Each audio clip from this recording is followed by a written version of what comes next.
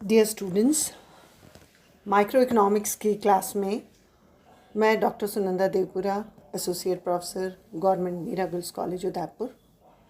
आज की क्लास में हम मांग को प्रभावित करने वाले तत्व के बारे में अध्ययन करने वाले हैं।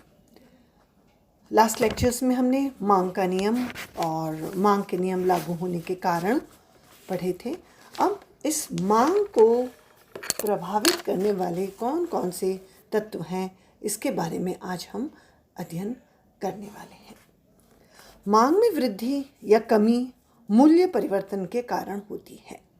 कीमत में परिवर्तन के फलस्वरूप वस्तु की मांगी गई मात्रा में परिवर्तन होता है तथा मूल्य के अतिरिक्त दूसरे घटकों यानी दूसरे तत्व में होने वाले परिवर्तनों के फलस्वरूप मांग में होने वाले परिवर्तन को मांग में परिवर्तन कहा जाता है।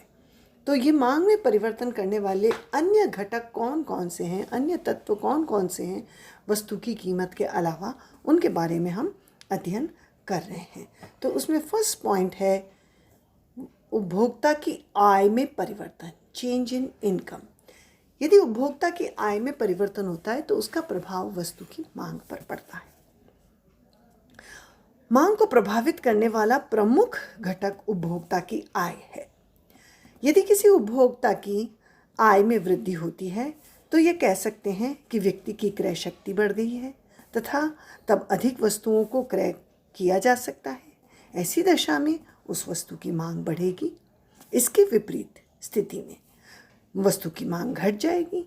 यहाँ यह उल्लेखनीय है कि आय में परिवर्तन का प्रभाव विभिन्न वस्तुओं की मांग पर भिन्न भिन्न होता है।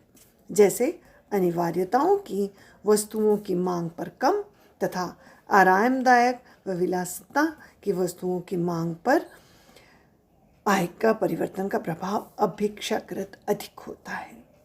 दूसरा है जलवायु तथा मौसम का प्रभाव, क्लाइमेट एंड सीजन्स। जलवायु तथा मौसम से भी कई वस्तुओं की मांग प्रभावित होती है। सर्दी में ऊनी कपड़े, कोयले, चाय तथा विशेष प्रकार के पौष्टिक पदार्थ आदि का प्रचलन होता है, इसलिए सर्दी में इन वस्तुओं की मांग बढ़ जाती है। गर्मी में बिजली के पंखे, कूलर, सूती वस्त्र, शीतल पेय आदि की मांग बढ़ जाती है। वर्षाकालीन ऋतु में छाता इत्यादि की मांग में वृद्धि हो जाती है। यानी मौसम का, जलवायु का वस्तुओं की मांग के ऊपर बहुत अधिक प्रभाव पड़ता है। नेक्स्ट थर्ड पॉइंट है धन का वितरण यानी डिस्ट्रीब्यूशन ऑफ वेल्थ। यदि समाज में धन का वितरण समान होता है तो अन्य बातों के समान रहने पर अधिक वस्तुओं तथा सेवाओं की मांग होती है, क्योंकि कम आय स्तर पर उपभोग की क्षमता क्रमशः घटती है। धन का वितरण असमान होने पर पूंजीपतियों के पास अधिक क्रय शक्ति केंद्रित हो जाने से वे केवल विलासिता की वस्तुओं की मांग बढ़ाएंगे, जबकि गरीबों के पास क्रय शक्ति के अभाव में मांग कम हो जाएगी। तो धन का वितरण जितना अधिक समान है उतना वस्तु की मांग बढ़ती है। असमान धन के वितरण से वस्तु की मांग कम हो जाती है। नेक्स्ट पॉइंट है वस्तु की कीमत यानी प्राइस ऑफ कमोडिटी। वस्तु की कीमत का सीधा संबंध वस्तु की मांग पर पड़ता है। वस्तु की कीमत बढ़ती है तो मांग कम हो जाती है और वस्तु की कीमत कम होती है तो वस्तु की मांग बढ़ जाती है। ये लॉ ऑफ डिमांड कहता है। नेक्स्ट, जनसंख्या यानी पॉपुलेशन। किसी भी देश की जनसंख्या उपभोक्ताओं की मांग की निर्धारक होती है। जनसंख्या में वृद्धि होने के कारण देश में वस्तुओं तथा सेवाओं की मांग बढ़ जाती है तथा इसके विपरीत जनसंख्या में कमी होने से मांग भी घट जाती है। भारत में जनसंख्या में वृद्धि तीव्र होने के कारण उपभोग्य वस्तुओं की मांग निरंतर बढ़ती जा रही है। नेक्स्ट इज उपभोक्ता का अधिमान यानी प्रेफरेंस ऑफ कंज्यूमर्स, यानी उपभोक्ता की पसंदगी। उपभोक्ताओं के अधिमान यानी रुचि, फैशन, आदत, पसंदगी तथा प्रथाओं आदि का भी वस्तुओं की मांग पर प्रभाव पड़ता है।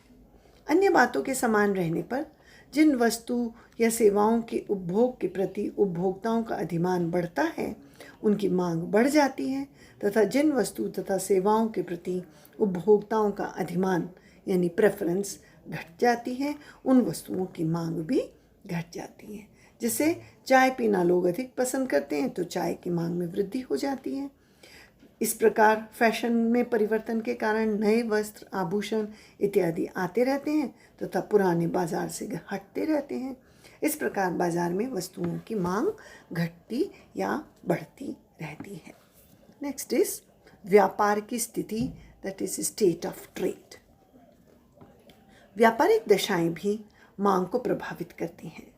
व्यावसायिक तेजी के समय यद्यपि कीमतों का स्तर ऊंचा होता है तथापि सभी वस्तुओं की मांग बढ़ जाती है।